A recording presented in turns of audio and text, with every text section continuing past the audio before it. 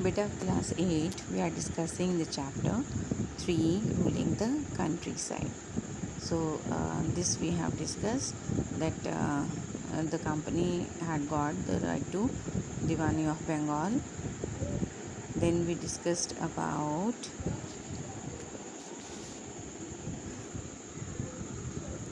the permanent settlement, that how the revenue was fixed or made permanent, and in this way the zamindars, they became more and more uh, wealthy. Now let us see next the problem. So we discussed about the permanent settlement. So what were the problems with the system? Let's discuss. The permanent settlement, however, created problems. Company officials soon discovered that the zamindars were in fact not interested in the improvement of land. The revenue that had been fixed was so high that the zamindars found it difficult to pay. Anyone who failed to pay the revenue lost his zamindari. Numerous zamindars were sold off at auctions organized by the company. So when this settlement was made, after that the British company, it realized that it was a bit problemsome, because all the zamindars, they were not able to pay the taxes, as the tax or the revenue, it was so high that they were not able to pay the tax. So they started leaving it, like if somebody failed to pay the revenue, then he had to lose his zamindari. So numerous zamindars, they were sold off at the auctions. These auctions were organized by the British company. By the first decade of the 19th century, the situation changed. The prices in the market rose and cultivation slowly expanded. This meant an increase in the income of the zamindars, but no gain for the company, since it could not increase the revenue demand that had been fixed permanently. So again, there was a earlier the production was not more, and the zamindars were not able to pay the taxes. But after some time, there was a situation when the prices of products were just prices rose in the market, and the cultivation also expanded. And in such a situation, the company thought that the situation was uh, profitable for the zamindars, and zamindars, they were gaining just more and more, but there was no gain for the company. Why? Because the fixed revenue to the company was fixed permanently, and the company could not change it. So they found it a little bit difficult. And next para. So even then, the zamindars did not have an interest in improving the land. Some had lost their lands in the earlier years of the settlement. Others now saw the possibility of earning without the trouble and the risk of investment. As long as the zamindars could give out the land to tenants and get rent, they were not interested in improving the land. So here was a problem, that the zamindars, they were not interested in improving the quality of the land, because whatever they were getting in the form of revenue, uh, they were satisfied with that. They didn't want to invest something in the agriculture, because there may be loss. So they were not interested, or they didn't want to improve the quality of the land. So they were not interested in the uh, task of improving the land. So this is Kolibrook on Bengal riots.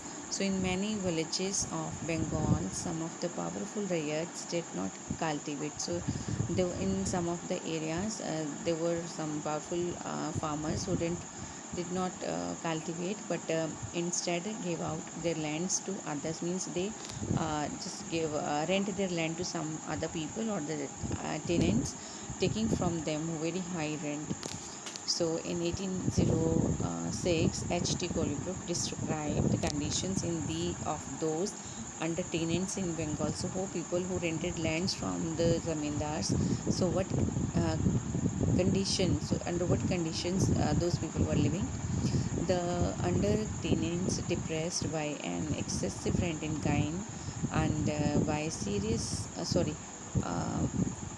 Austria's returns for this cattle, seed, and subsistence advanced to them can never extricate themselves from debt. In so abject a state, they cannot labor in spirit, while they earn a scanty subsistence without hope of bettering their situation. So the situation of these tenants was very bad or very pathetic, because if somebody was caught in the debt trap, he or she could not escape from that. Even after death, the next generation had to pay for that. So the situation was bad. Now Mahal. What is Mahal? In British revenue records, Mahal is a revenue estate which may be a village or a group of villages. So on the other hand, in villages, the cultivator found the system extremely oppressive. The rent he paid to the zamindar was high, and his right on the land was insecure. To pay the rent, he had to often take a loan from the moneylender, and when he failed to pay the rent, he was evicted from the land he had cultivated for generations. So see the situation. The farmers, they were in a very bad condition, because the in the villages, the cultivators found the system very oppressive. Why? Because the rent they paid to the zamindars was very high, and to pay this uh, revenue, they had to just borrow money from the money lenders, and in return they had to pay very heavy interest. So if again I would like to discuss that if somebody was caught in the debt trap, so the coming generations, they worked for that debt, and the times the farmers, they were not able, or they failed to just pay the rent, they were evicted from the land they have rented or they have cultivated. So a new system is devised. So by the early 19th century, many of the company officials were convinced that the system of revenue had to be changed again. How could revenues be fixed permanently at a time when the company needed more money to meet its expenses of administration and trade? See, so in the beginning also we have discussed that the main motive of the company was more profit, at any cost. So in such a situation, when the company was seeking new ways to collect more revenue, the company could not fix the revenue permanently, because as the production rose, so the company wanted more profit. So it was just searching out some more ways to have more revenue. So in the north western provinces of Bengal Presidency, most of this area is now in Uttar Pradesh. An Englishman called Holt Mackenzie is underlined. Yes. So an Englishman called Holt Mackenzie devised the new system, which came to effect in 1822. Please underline this. He felt that the village was an important social institution in North Indian society and needed to be preserved. Under his directions, collectors went from village to village, inspecting the land, measuring the fields, and recording the customs and rights of different groups. The estimated revenue of each plot within a village was added up to calculate the revenue that each village had to pay, means village mahal. This demand was to be revised periodically, not permanently fixed. The charge of collecting the revenue and paying it to the company was given to the village headman rather than the zamindar.